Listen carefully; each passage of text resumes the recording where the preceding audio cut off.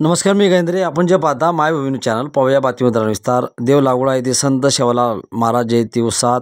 बंजारा समाजाचे आराध्य दैवत क्रांतिकारी सद्गुरू शेवालाल महाराज जयंती महोत्सव सोहळा संपन्न.